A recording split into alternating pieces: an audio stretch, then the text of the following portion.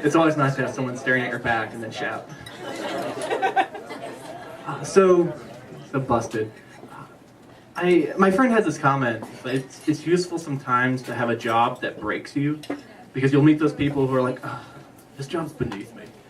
And, you know, if the job was beneath you, you wouldn't be doing it. And the job that broke me, the job that left me busted, was when I was 23. And I got a temp job sorting trash at a paper recycling plant. Yeah, this was 2003. Things were desperate.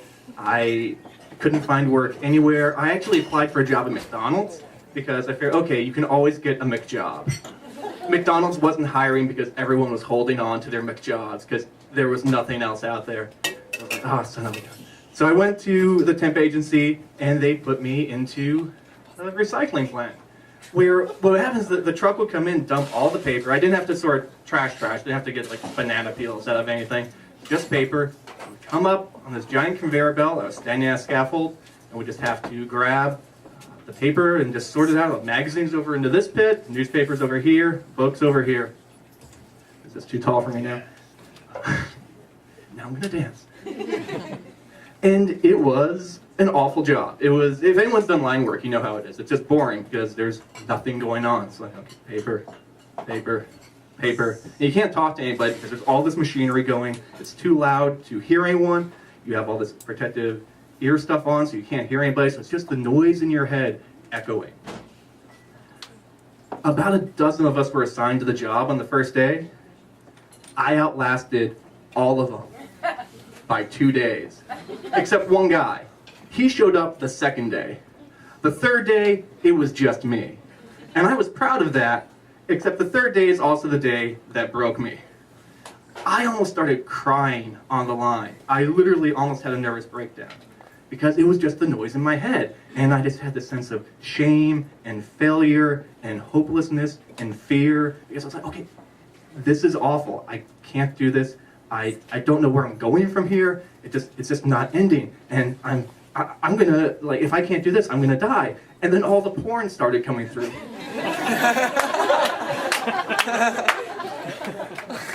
That was actually kind of my reaction. And it was, that's not right. Shame, failure, hopelessness. Like, I was raised Catholic, I know that progression. And then porn. Isn't it supposed to be porn shaming? No, this pornography was coming through. And it wasn't porno mags, it was individual pages from porno magazines. And it was carefully cut out, not torn out. It's like this, like an X-Acto blade taken and they cut the spine off. Okay, I don't know what's putting me into the bin. And what made it weirder was right across from me was my coworker, who was an elderly woman. And porn is always just more interesting when there's an elderly woman looking at it with you, just taking every page. Oh, oh.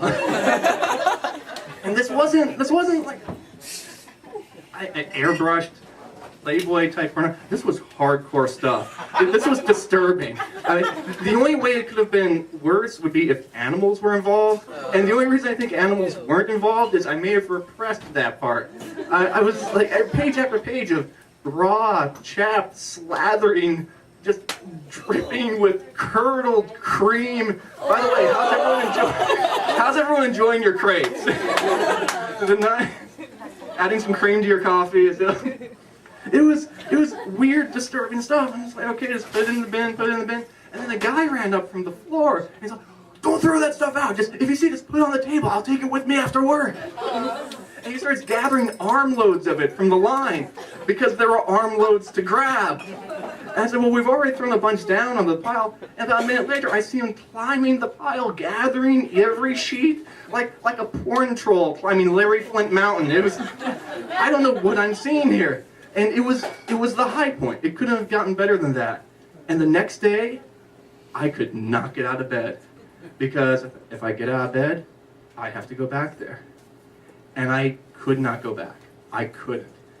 The only thing that got me out of bed was realizing when I actually finally said, no, I'm not going back.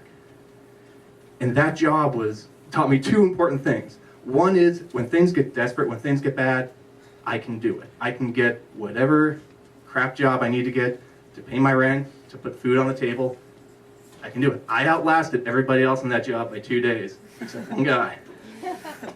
But also, all those people who say, like, oh no, this work's beneath me, this job's beneath me, they misapprehend what the work is. The work is not the job you do. The work is what you have to do to be able to get out of bed in the morning so you can live your life. The work for me at that moment was being able to say no. And that is how I was busted. Yay!